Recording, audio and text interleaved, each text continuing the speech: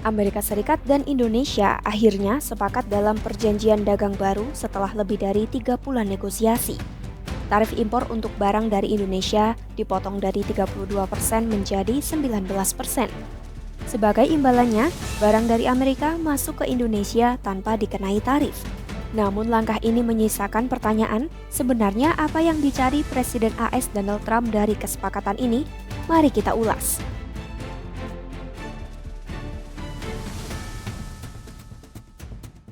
Pada Senin 7 Juli 2025, Presiden AS Donald Trump secara resmi menetapkan tarif baru untuk 14 negara termasuk Indonesia. AS menegaskan tarif 32% akan mulai berlaku pada 1 Agustus 2025 kecuali ada kesepakatan baru yang dicapai sebelum tanggal tersebut. Pengumuman itu langsung memicu kekhawatiran di Indonesia karena bisa berdampak besar terhadap ekspor nasional dan iklim investasi. Menanggapi hal tersebut, pemerintah Indonesia segera mengambil langkah diplomatik. Lewat pendekatan ekonomi yang aktif, pemerintah langsung bergerak merespons kebijakan AS.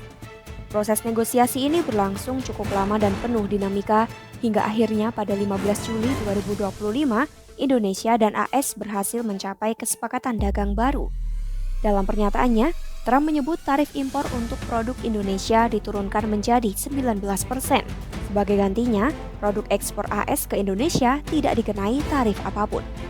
Lewat unggahan di platform Truth Social miliknya, Trump juga menyebut ia mencapai kesepakatan langsung dengan Presiden Indonesia dan menyebut perjanjian ini sebagai kesepakatan hebat untuk semua. Kesepakatan ini juga mencakup komitmen Indonesia untuk membeli berbagai produk AS, yaitu energi senilai 15 miliar dolar AS, produk pertanian senilai 4,5 miliar dolar AS, dan pembelian 50 unit pesawat Boeing. Selain itu, kesepakatan ini mengatur ketentuan tarif penalti untuk mencegah pengalihan barang dari Cina lewat Indonesia.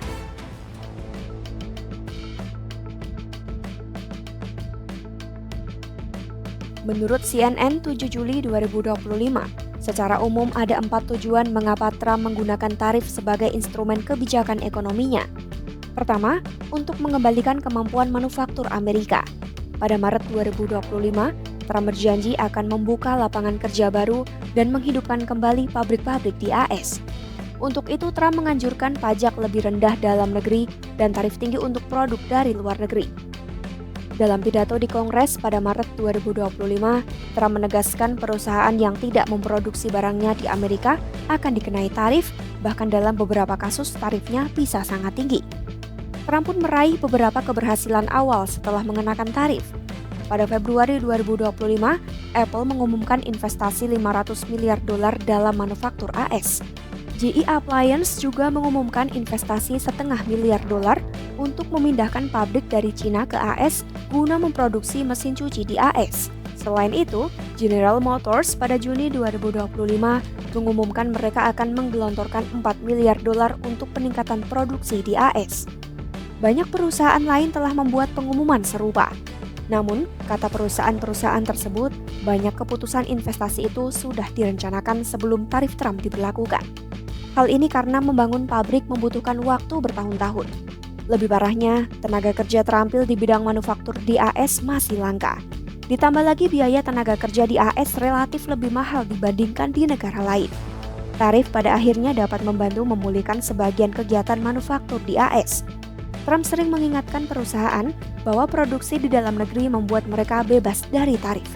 Artinya, jika semua perusahaan mengikuti saran tersebut, maka pemerintah tidak akan memperoleh pendapatan dari tarif itu sendiri. Tujuan kedua Trump yaitu meningkatkan pendapatan AS. Presiden Trump pernah membuat estimasi tentang berapa pendapatan yang dihasilkan dari tarif. Ia menilai tarif dapat menghasilkan triliunan dolar setiap tahun dan digunakan untuk memangkas pajak warga Amerika.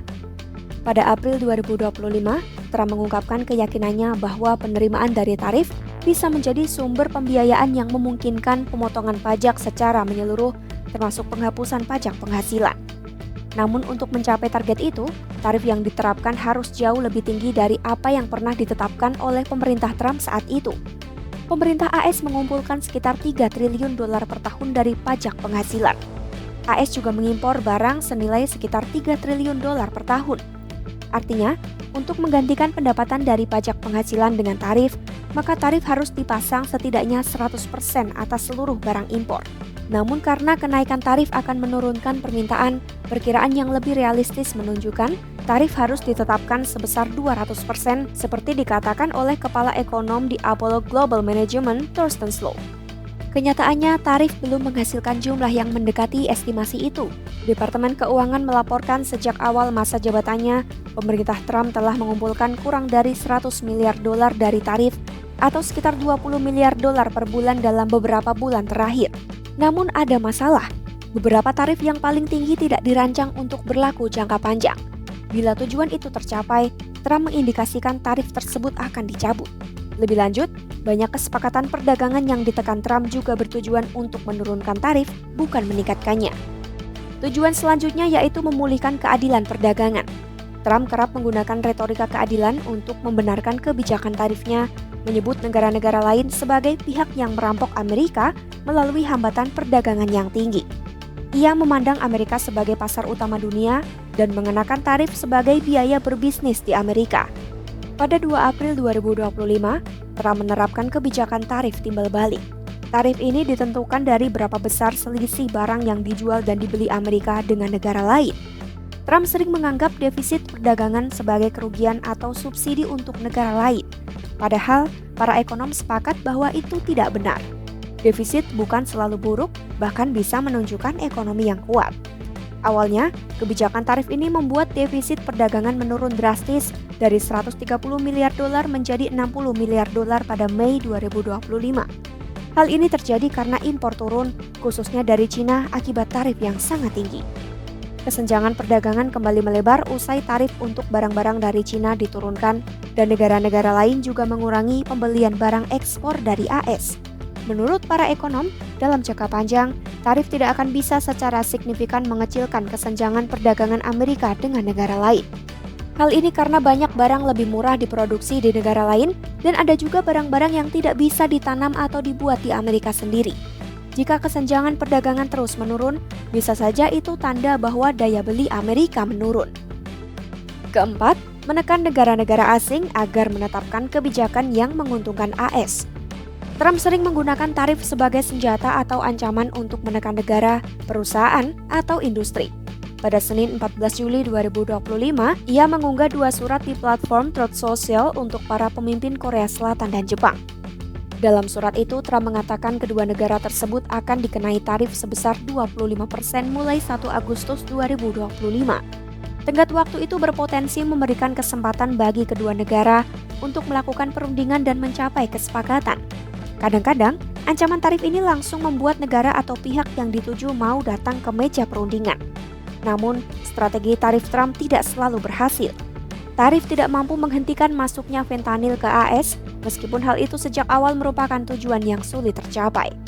Ancaman tarif juga gagal mendorong Apple untuk memindahkan produksi iPhone ke Amerika atau membuat industri film Hollywood lebih banyak memproduksi film di Los Angeles.